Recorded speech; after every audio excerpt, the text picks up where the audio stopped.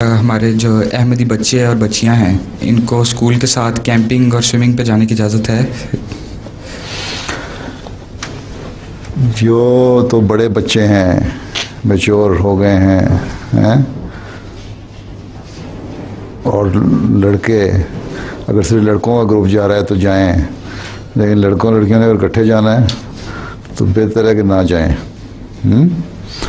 और लड़कियों को तो बहुत ज़्यादा एहतियात करनी चाहिए क्योंकि माहौल अच्छा नहीं होता। जहाँ तक स्विमिंग का सवाल है, स्विमिंग बड़ी अच्छी चीज़ है, सीखनी चाहिए ज़रूर, लेकिन उस ऐसे वक्तों में जाओ जब सिर्फ लड़के स्विमिंग कर रहे हों या एक हिस्से में हो। और लड़कियों को तो स्विमिंग सीखने के लिए ऐसा वक्त होना चाहिए जो सिर्फ लड़कियां वहाँ हों। वो वक्त लेना या कोई अगर कोई खुद ग्रुप बना के उनके जो इंतज़ामिया है उनसे कहें कि हमें ज़्यादा वक्त चाहिए लड़कियों के लिए, तो मिल भी सकता है वक्त। लेकिन मिक्स होकर स्विमिंग करना, यहाँ तो माहौल भी ऐसा होता है, फिर स्विमिंग का लिबास भी ऐसा होता है, कॉस्ट्यूम वगैरह पहन के जब कर रहे होते हो तो मुनासिब नहीं है।